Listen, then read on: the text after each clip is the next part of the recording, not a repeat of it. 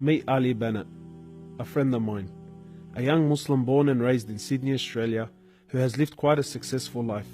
However, it was only recently that his life took a dramatic turn. This is Ali's story. Where are you at now with your life? What's happened to you? And at this point in my life, wallah, I've been gifted, alhamdulillah, by Allah, with cancer throughout my body, and I've changed my whole life to sort of helping people. Why do you call it a gift, Ali? And alhamdulillah, it's a gift because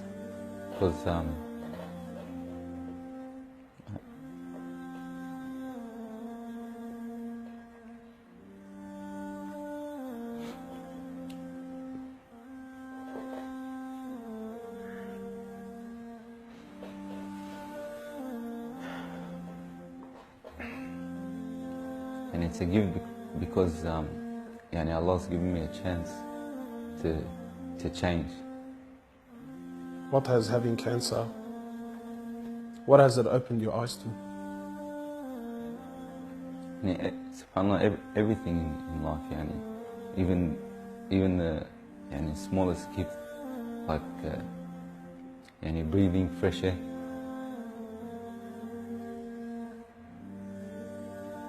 Do you feel like you used to take that for granted before?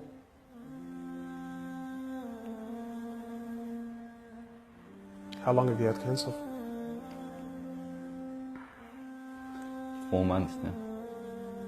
Ali was diagnosed with stage 4 cancer and given only 7 months to live. Upon finding the news, he immediately sold his successful business and was forced to reconsider the lavish lifestyle he was accustomed to. Everything was to change. Ali, what was your reaction when you came to know you had cancer? I got rid of my cars, I got rid of my watches, even my clothes. I took them with me overseas and I gave them to a lot of people up there. Alhamdulillah. So I wanted to try to leave this world without anything. So you were on a mission to get rid of your dunya. It wasn't until Ali invited us into his room that we truly understood the luxurious lifestyle that he was living and the extent of the sacrifice that he was making. What's all this, Ali? Talk to me, explain this. It's a bracelet, costs about $60,000. $60,000. Yeah. What do you have in these boxes now? They're all my shoes, alhamdulillah. Louis Vuitton? All Louis Vuitton.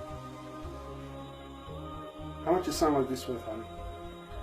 They're probably about 1,300. How much you pay for that, Ali? About 700. Pounds. For a pair of thongs, yeah. So what's happening with the sunglasses here, Ali? I just like collecting different sunglasses. Yeah? I've got rid of a lot of them. I gave them to a couple of brothers in Africa, alhamdulillah. So you're telling me there's a kid in Africa that's walking around with Louis Vuittons and Can I try one of these hats on? I've only mentioned them in my talks like 100 times. You can try the red one on. It's limited edition one. Barakallah. What do you reckon else? Sheikh Gucci. Ali's interest in the dunya has left him abruptly and no longer holds a place in his heart. So Ali, what do you feel now, like when you look at this? And driving something like this doesn't really cross my mind anymore. It's not something I would want to do no more. After someone tells you, or you find out that you're sick, or you haven't got much time in this life, wallah, this is the last thing you would want to chase. And this is how we should be living our life every day. A car like this, people would love to be in it, people would love to own, people would love to drive it. Wallah, they're going for the wrong goals. And you realize that when you get sick, when someone tells you you haven't got long to live, you realize all this stuff does not benefit us in any way. So what's the value of this in your heart now?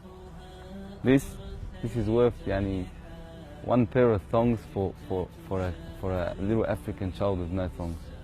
Wallahi, it's worth more than me to see him smile with a pair of thongs than own one of these. Wallah al-Azim. Ali has since dedicated the remainder of his life and wealth to helping those who are far less fortunate than him. After an emotional journey to Africa, Ali has established a charity titled Muslims Around the World Project. The organization wasted no time in the construction of a masjid and a school in Africa to serve as an ongoing charity for him when he finally has to depart this world. Well, it all started from when I went to the cemetery when a brother that has cancer passed away. And I was at the cemetery and I was just thinking to myself, you know, after you go, there's nothing. There's no one there for you. No mother, no father, no brother, no sister, except for your deeds. And even your money is not going to be there for you.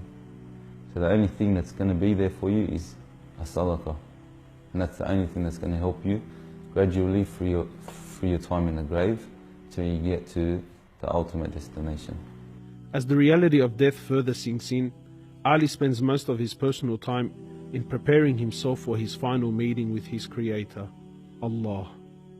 The Prophet of Allah says, sallallahu alaihi wasallam, more or less, he says, he who loves to meet Allah, Allah loves to meet him. And he who hates to meet Allah, Allah hates to meet him. Are you loving to meet Allah?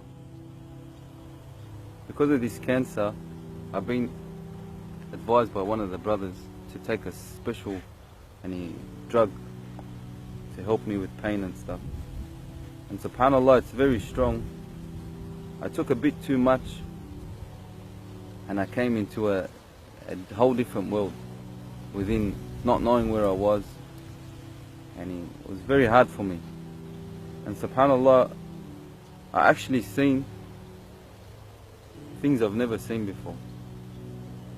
And my family were there all standing around me, and I was pointing up and I was saying, Ya Allah, take me. And it was that beautiful what I was seeing, I just wanted to go. And the next day, subhanAllah,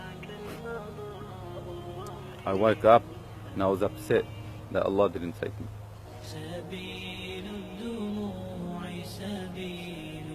Well, I ask Allah subhanahu wa ta'ala to purify you and to give you shifa, to keep you around us for a long time. Allah, may Allah subhanahu wa ta'ala reward you.